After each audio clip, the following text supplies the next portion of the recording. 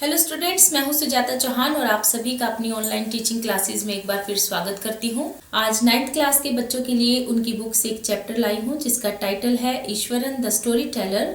तो चलिए स्टार्ट करते हैं। The elephant reached the outskirts of our town, breaking the fences down like matchsticks, he would continue. Eswaran अपनी कहानी को आगे बढ़ाता हुआ कहता है, हाथी हमारे नगर के बाहर किनारे पर आ गया और वह चार दीवारी को ऐसे तोड़ रहा था जैसे माचिस की तिलियों को तोड़ रहा हो। It came into the main road and smashed all the stalls selling fruits, mud pots and clothes.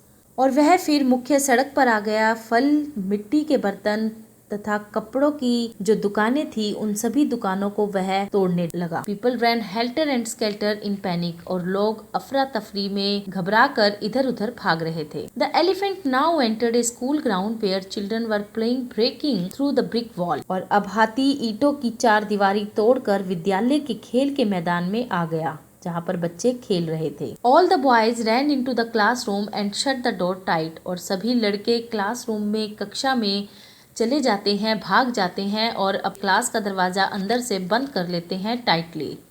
The beast grunted and wandered about, pulling out the football goal post, tearing down the volleyball net, kicking and flattening the drum cap for water and uprooting the shrub. हाथी चिल्लाता हुआ घूम रहा था। Football के गोल के खंबे, volleyball का नेट उखाड़ दिया उसने और पानी के ड्रम को ठोकर मारकर चपटा बना दिया और सभी झाड़ियां उखाड़ डाली। Meanwhile, all the teachers had climbed up to the terrace of the school building. From there, they helplessly watched the depredations of the elephant. इसी बीच सभी अध्यापक विद्यालय की छत पर चढ़ गए और उन्होंने हाथी की लूटपाट का दृश्य बेबस होकर वहां से वो देख रहे थे। हाथी जो कर रहा था, हाथी उस विनाश को वो खड़े हुए देख रहे थे और वो कुछ भी नहीं कर सकते थे। There was not a soul below on the ground. नीचे मैदान में एक भी व्यक्ति खड़ा नहीं था।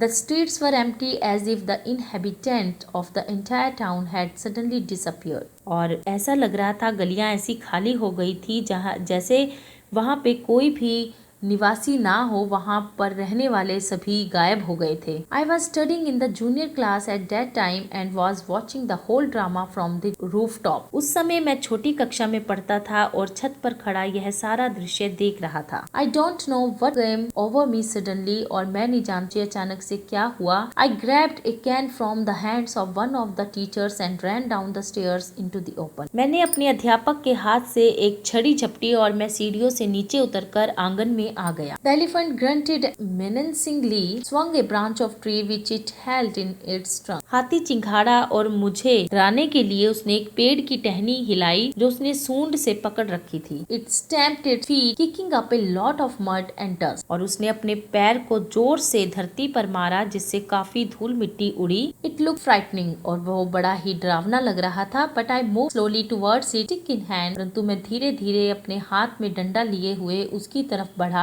People were watching the scene hypnotized from the nearby housetop. और लोग hypnotized हुए से जादू हो गया हो, वो मंत्र मुग्ध हो गए हो, उस तरह से चुपचाप खड़े हुए यह दृश्य देख रहे थे अपनी छतों से खड़े हुए। The elephant looked at me red-eyed, ready to rush towards me. और हाथी मुझे लाल आंखें कर कर देख रहा था और मेरी तरफ बढ़ने के लिए, वो मुझ पर अटैक करने के लिए एकदम तैयार था। It lifted its trunk and thumped it loudly. और उसने अपनी सूंड ऊपर उठाई और जोर से दहाड़ा। At that moment I moved forward and mustering all my force, whacked its third toenail. परंतु मैं उसकी ओर बढ़ा और मैंने अपनी पूरी शक्ति बटोर कर उसे उसके पैर के तीसरे नाखून पर जोर से डंडा मारा। The beast looked stern for a moment, then it shivered from head to foot and collapsed. क्षण भर के लिए तो लगा कि हाथी को मूर्छा आ गई, फिर उसे सिर से पैर तक कंपकपी छुटी और वह गिर पड़ा। At this point, Ishwaran would leave the story unfinished and get up mumbling, "I will back after lightening the gas and warming up the dinner." और यहाँ पहुंचकर कहानी को अधूरा छोड़कर ईश्वरन अपनी जगह से उठा और भुनभुनाता हुआ कहता है, मैं गैस जलाकर और खाना गर्म कर कर अभी आया। Mahendra, who had been listening with rapt attention, would be left hanging.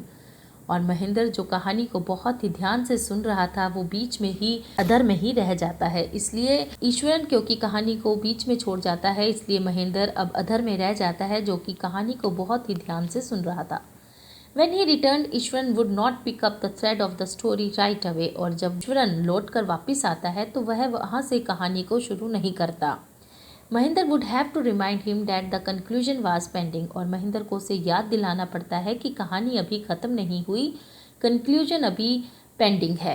When a veterinary doctor was summoned to revive the animal, Eswaran would shrug casually. और ईश्वरन कहता है कि हाँ, हाथी के उपचार करने के एक पशु चिकित्सक को बुलाया गया। 2 days later, it was led away by its महावत to the jungle. और 2 दिन बाद उसका महावत आया और उसे जंगल में ले गया। Well, how did you manage to do it, Eswaran? How did you bring down the beast? Mahendra ने पूछा, अच्छा ईश्वरन, अब तुम ये बताओ कि तुमने हाथी को कैसे गिरा दिया था और तुम उस जानवर को कैसे ले आए? It has something to do with Japanese art, I think sir, karate और jujitsu it is called. Eswaran ने उत्तर दिया कि इसका संबंध शायद जापानी कला कराटे या जिसे हम जूजित्सु कहते हैं उससे संबंधित है। I had read about it somewhere. It temporarily paralyzes the nervous system, you see. और आगे ईश्वरन कहता है कि इसके बारे में मैंने कहीं पढ़ा था, इससे नाड़ी तंत्र अस्थायी रूप से शिथिल हो जाता है, स्थिर हो जाता है, जैसे कि आप जानते हो सर, जैसे कि आपने उस हाथी को देखा। Not a day passed without Eswaran recounting some story packed with adventure, horror and suspense. और कोई भी दिन ऐसा नहीं बीतता था कि ईश्वरन महेंद्र को कोई रोमांचक या सस्पेंस से भरी या डर से